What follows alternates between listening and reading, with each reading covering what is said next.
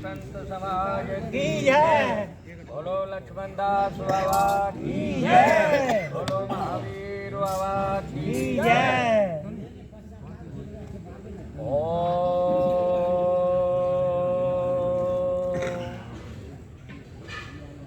गुरुर्ब्रह्मा गुरु विष्णु गुरुदेव महेश्वरः गुरु साक्षात् परं ब्रह्म तस्मै श्री गुरुवे नमः। अखण्डमण्डलाकारं व्याप्तं येन चराचरं तत्पददर्शितं येन तस्मै श्री गुरुवे नमः। ध्यानमूलं गुरुमूर्ति पूजामूलं गुरुपदं मंत्रमूलं गुरुवाक्यमोक्षमूलं गुरुकृपा। तो मेरे महानुभावों भक्तों, हमारे आपके जीवन में जब तक गुरु की कृपा नहीं होगी, संत महात्मा परमात्मा की ये उपाधि में उसी में आते हैं, जब तक उनकी कृपा नहीं होगी तब तक ज्ञान का बीज नहीं होगा। और ज्ञान के बिना जीव का कल्याण नहीं हो पाता है।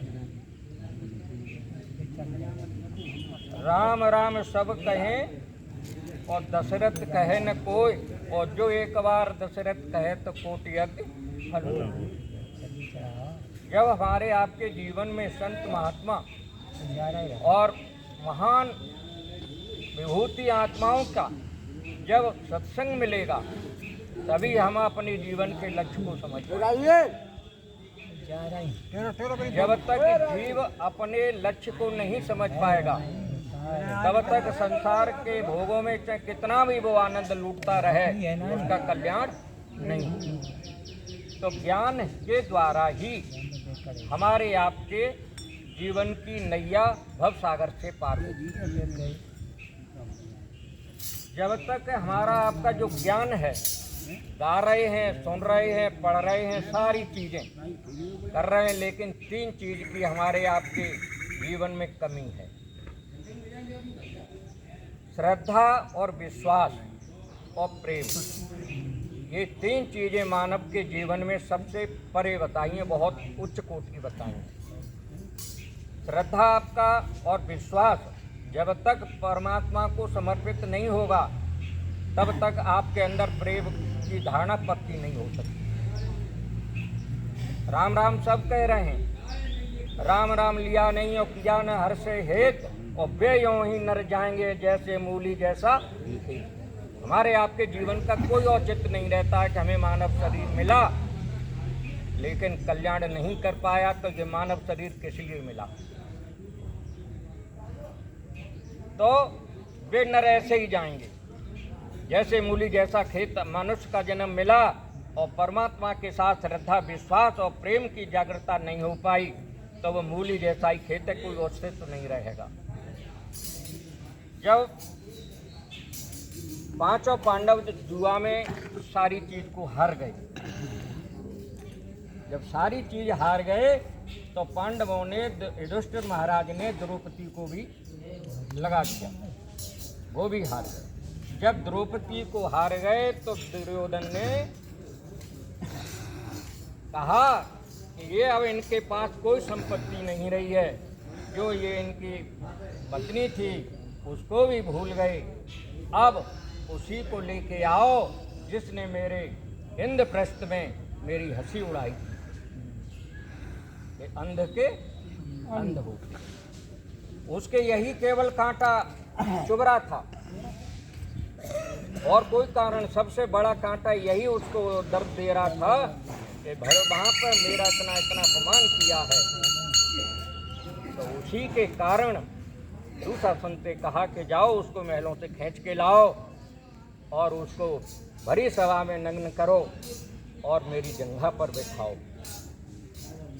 तो यहाँ कहने का है कि जब उसका लाया गया भरी सभा में द्रौपदी को, दुशासन ने तीर खींचा और वो संसार के बड़े बड़े महारथी और अपने 5 पति धुरंधर, जिनकी अर्जुन के धनुष की टंकार से लोग कांपते थे, तो कहने का यह भाव है कि जीव जब तक संसार की आस्था से जुड़ा रहेगा, आसक्ति बनी रहेगी संसार से, तब तक परमात्मा तुम्हारी रक्षा के लिए नहीं आएगा।